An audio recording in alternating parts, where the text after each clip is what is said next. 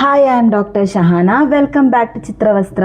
ഇന്ന് നമുക്ക് വളരെ ഇമ്പോർട്ടൻ്റ് ആയിട്ടുള്ള ഒരു ടോപ്പിക്കിലേക്ക് കടക്കാം.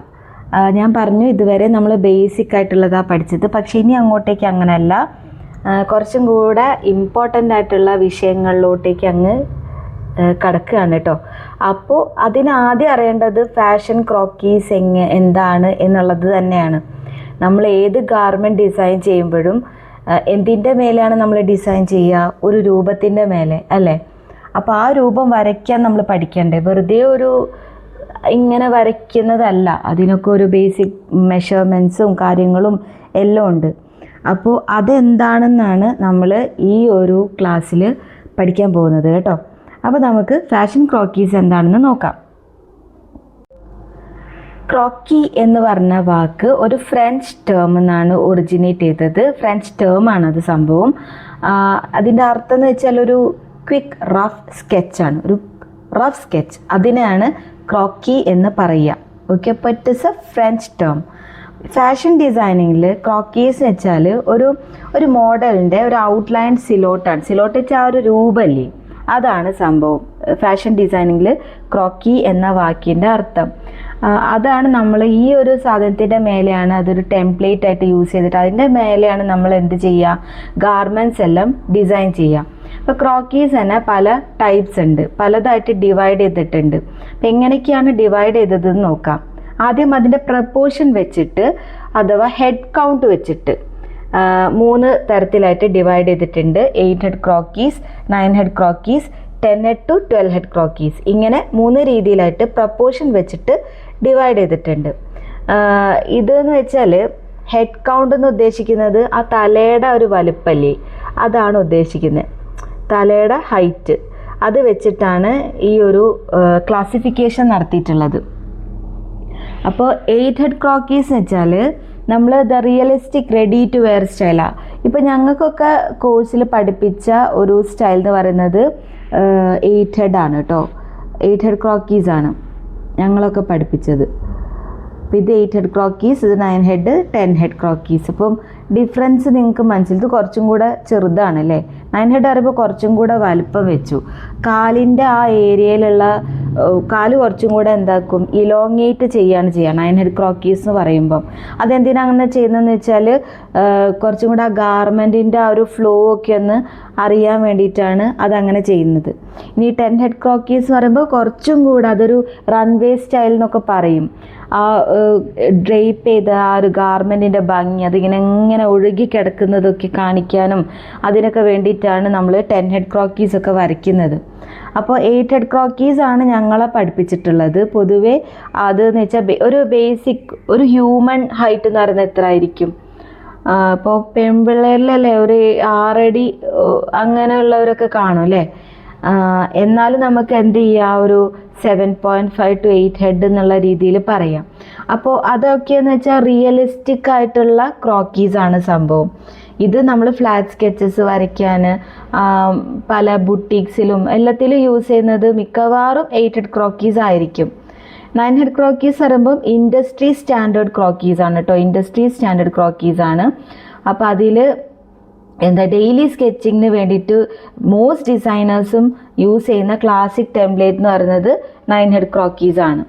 അതല്ലാതെ പിന്നെ വരുന്നത് 10 ഹെഡ് ടു 12 ഹെഡ് ക്രോക്കീസ് ആണ്. അത് എഡിറ്റോറിയൽ ഓർ റൺവേ സ്റ്റൈൽ എന്നാണ് പറയുന്നത്. ഞാൻ പറഞ്ഞില്ലേ 9 ഹെഡിലും 10 ഹെഡിലും എല്ലാം 9 ഹെഡിൽ കാല് കുറച്ചും കൂടെ നീളം കൂട്ടും, കാലിൻ്റെ ആ ഭാഗം. 10 ഹെഡിൽ അത് കുറച്ചും കൂടെ അങ്ങ് എന്താ പറയുക, തിന്നാക്കി ഇലോങ്ങേറ്റ് ചെയ്ത് മെലിഞ്ഞിട്ട് നീളം കൂട്ടിയിട്ട് അങ്ങനെ ഒരു ഫിഗറായിട്ട് മാറും. അപ്പോൾ നല്ല വലിയ ക്രോക്കി ആയിരിക്കും അത്.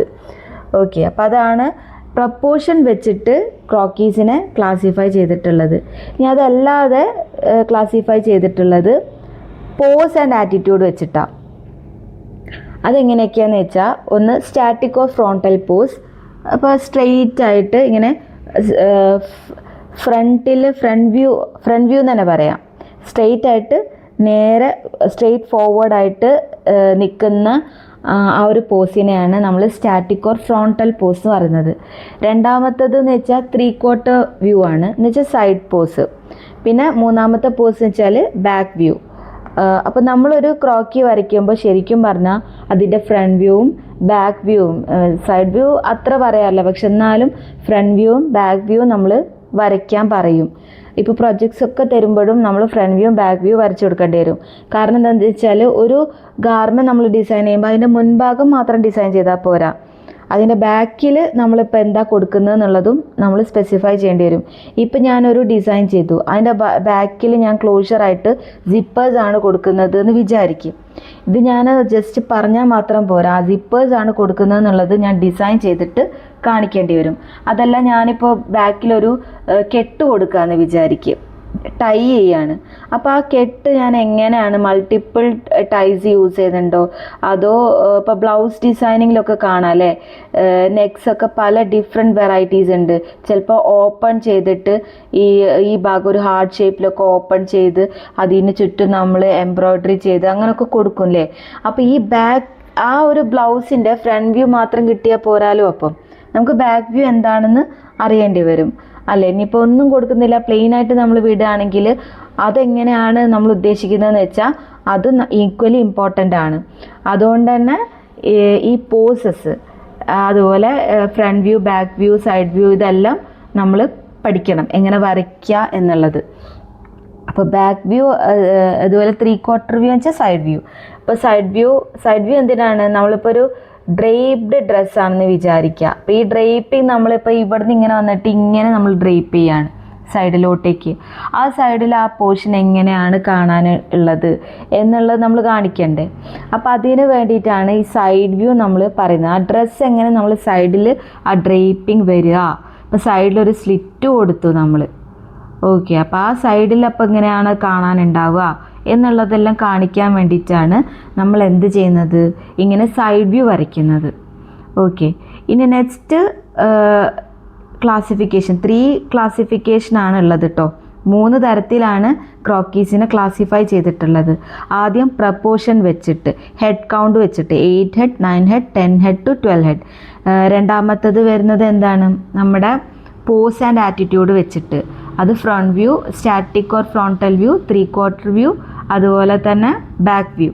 ഇങ്ങനെ 3 രീതിയിൽ. ഇനി വരുന്ന ക്ലാസിഫിക്കേഷൻ വെച്ചാൽ ബോഡി ടൈപ്പ് ആൻഡ് ഡൈവേഴ്സിറ്റി വെച്ചിട്ട്. എന്ന് വെച്ചാൽ നമ്മൾ പൊതുവേ മോഡൽസൊക്കെ എങ്ങനെ ഉണ്ടാവുക, സ്ലിം ആയിരിക്കും അല്ലേ, സ്ലിം മോഡൽസ്. അപ്പം ഒരു ബോഡി ടൈപ്പ്, എത്ര ടൈപ്പ് ബോഡീസ് ഉണ്ട്, ബോഡി ടൈപ്സ് എത്ര ഉണ്ട്, ഡിഫറെൻറ്റ് ടൈപ്സ് ഉണ്ടല്ലോ. അത് വേറെ തന്നെ ഒരു ടോപ്പിക്കാണ്, അത് പിന്നെ പറയാം. എന്നാലും ഞാൻ പറയുകയാണ്, ഇപ്പം മെലിഞ്ഞവർ മാത്രമല്ല അല്ലേ, തടിച്ച പ്രകൃതം ഉള്ളവരുണ്ട്. ഇനി അതല്ലാതെ ഹൈറ്റിൽ വ്യത്യാസം വരും.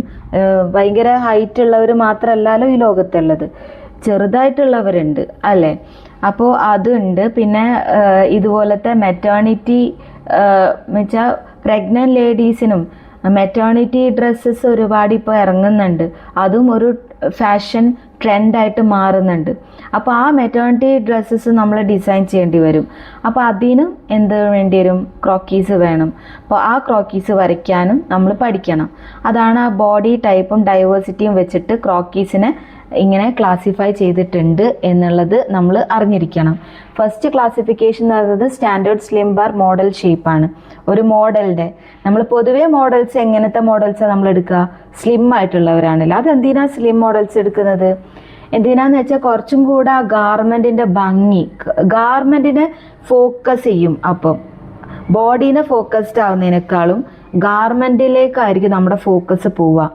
സ്ലിം ആയിട്ടുള്ള ബോഡി കുറച്ചും കൂടെ നല്ല ഭംഗിയിൽ അതിനെ കിട്ടും. അതുകൊണ്ട് തന്നെ നമ്മൾ പൊതുവേ യൂസ് ചെയ്യുന്ന ക്രോക്കീസ് വരുന്നത് standard slim bar model shape croquis ആണ്. അതല്ലാതെ പിന്നെ നമുക്ക് plus size or curvy croquis ഉണ്ട്. എന്ന് വെച്ചാൽ കുറച്ചും കൂടെ തടിച്ച പ്രകൃതമുള്ള ആളുകൾക്ക് വേണ്ടിയിട്ടുള്ള ഡ്രസ്സസ് ഡിസൈൻ ചെയ്യുമ്പോൾ നമ്മൾ യൂസ് ചെയ്യേണ്ട ക്രോക്കീസ് അതാണ്. ഇപ്പോൾ റിയൽ ലൈഫിൽ നമുക്ക് എല്ലാവരും മെലിഞ്ഞിട്ടല്ല, പല ഷേപ്പുള്ള, പല തരത്തിലുള്ള, പല ഹൈറ്റിലുള്ള ആളുകളുണ്ടാവും അല്ലേ. അപ്പം നമുക്ക് അവരുടെ ഗാർമെൻറ്റ് ഡിസൈൻ ചെയ്ത് കൊടുക്കുമ്പോൾ, ഇപ്പം നിങ്ങളടുത്തേക്ക് ഒരു കുറച്ച് വണ്ണമുള്ള, കുറച്ച് നല്ല ബോഡി ഷേപ്പൊക്കെ നല്ല ഹിപ്പിൻ്റെ ഏരിയ ആണെങ്കിലും ആ ഒരു രീതി ബസ്റ്റ് സൈസൊക്കെ കുറച്ച് നല്ലോണമുള്ള ആളാണ് വരുന്നതെങ്കിൽ അവരുടെ ഒരു ഡ്രസ്സ് ഡിസൈൻ ചെയ്യുമ്പോൾ നിങ്ങൾ അവരുടെ ഒരു ഷേപ്പിലുള്ള ക്രോക്കി വരച്ച് ഡിസൈൻ ചെയ്യുമ്പോഴല്ലേ അവർക്ക് കുറച്ചും കൂടെ എനിക്ക് ഈ ഡ്രസ്സ് ഇട്ടാൽ എങ്ങനെ ഉണ്ടാവും, ഭംഗി ഉണ്ടാവുമോ, എങ്ങനെ അത് കാണാനുണ്ടാവുക, അതിൻ്റെ ഔട്ട്ലുക്ക് വരുമ്പോൾ എങ്ങനെ വരും എന്നുള്ളതൊക്കെ കാണിക്കണമെങ്കിൽ കുറച്ചും കൂടെ അതല്ലേ നല്ലത്, സ്ലിം ആയിട്ടുള്ളതിനേക്കാളും അല്ലേ. അപ്പോൾ അതല്ലാതെ പിന്നെ അല്ലെങ്കിൽ നമ്മൾ മാർക്കറ്റിൽ നമ്മൾ small, medium, large, XL, XXL ഇങ്ങനെ നമ്മൾ XXL അല്ലേ ഇങ്ങനെ പോവാറുണ്ട്. അപ്പോൾ പല രീതിയിൽ നമ്മൾ ചിലപ്പം ഡിസൈൻ ചെയ്യേണ്ടി വരും. അപ്പോഴൊക്കെ നമുക്ക് ഇങ്ങനത്തെ ക്രോക്കീസ് ഇമ്പോർട്ടൻ്റ് ആയിട്ട് വരും. ഓക്കെ, അപ്പോൾ അതുകൊണ്ട് തന്നെ പ്ലസ് സൈസ് ബാർ കർവി ക്രോക്കീസ് എങ്ങനെ വരയ്ക്കുക എന്നുള്ളത് നമ്മൾ അറിഞ്ഞിരിക്കണം. അതുകൂടാതെ ഉള്ളതാണ് പെറ്റൈറ്റ് ക്രോക്കീസ്. പെറ്റൈറ്റ് ക്രോക്കീസ് എന്ന് വെച്ചാൽ ഇതാണ്, ഒരു നീളമുള്ള ഒരു ക്രോക്കീനെ നമ്മൾ ചെറുതാക്കുക. കാരണം എന്താ, ഇപ്പം നമ്മളൊരു 9 head 10 head ക്രോക്കി വരച്ചു, അതൊക്കെ ഭയങ്കര ഹൈറ്റാണ്, നീളം കൂടുതലാണ് അല്ലേ. അപ്പോൾ ഈ നീളമുള്ളവർ മാത്രമല്ല ഈ ലോകത്തുള്ളത്, ഷോർട്ടർ ആയിട്ടുള്ള ആളുകളും ഉണ്ട്.